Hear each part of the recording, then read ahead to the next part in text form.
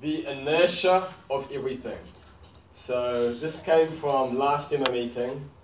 I was just thinking about this, and it's kind of an across-discipline view on inertia. So starting off with the physics definition, and as Matthew was telling me, he and both Pierce, the physics students together, they may correct me if I'm wrong, but Newton's first law, sometimes referred to as the law of inertia.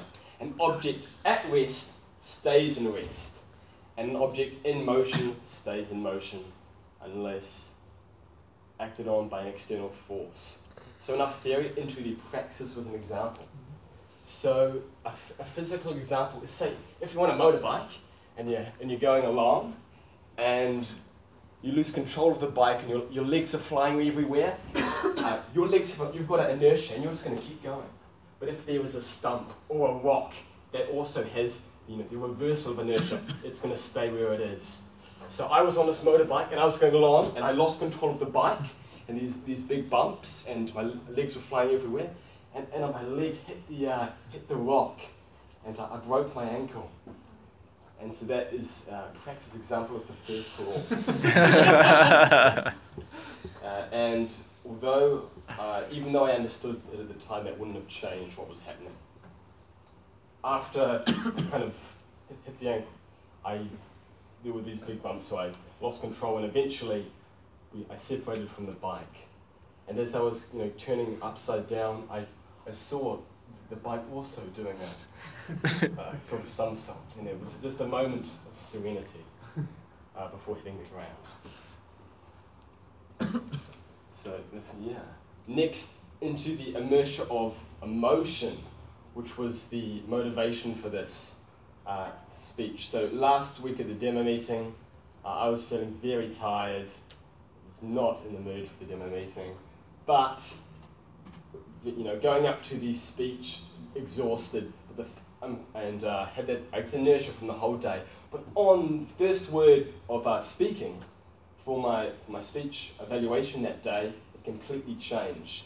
Just that sort of one act, speaking in front of everybody, changed the scene. Immediately, I was so happy to be there. It was just the energy and the emotion completely changed. And Harvey, who some of the guests know, who I guess ex-member here, also commented on this. He was completely, nervous going up, but when he just starts, it's just easy after that. And I guess that's an example of, that emotion, kind of going that one way, and then there's this sort of big event. So I guess the first sentence or paragraph in front of big audience, it's a bit scary, but that's enough to just completely shift at least the two of us emotionally. So I find it very interesting, this kind of across-discipline view of this sort of physical law.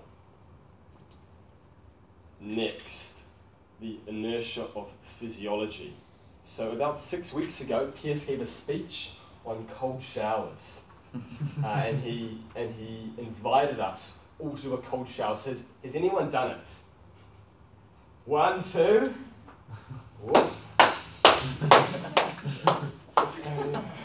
Not you. Yeah. We're only cutting for 2 people, really. But a cold shower, that changes the inertia of the physiology. So in the morning, I've been having cold showers for about 4 years, and they kind of go from you're sleepy, and then you walk in the cold shower, and the cold water changes the physiology. You just go like, whoa, and maybe your veins close down just to protect yourself, and it really just, it's that unbalanced force from the physics definition that just hits you in that other direction. So from sleepiness, kind of tired, and then the cold water wakes you up. So you move from one sort of state to another. So in summary, there's this one sort of kind of concept, but we can apply it to 3 different disciplines. there's the physics one, there's the one of emotion, and then there's the one of physiology. So my call to action to you guys is to think with this places where you can just have that unbalanced force, that one thing that can just shift a state to maybe a more positive one. So for example, maybe perhaps feeling a bit nervous at Toastmasters, perhaps the guests or the members in the table topics later this evening will come up and do a table topic, and that could completely shift their inertia with public speaking for the rest of their life. So they could go from not being interested in public speaking, and then that one event is just going to lead them on a path. They're going to complete their pathways. They're going to go up to regional, to national championships, then perhaps even to the world championships. There's a champion here somewhere. So thank you very much, ladies and gentlemen.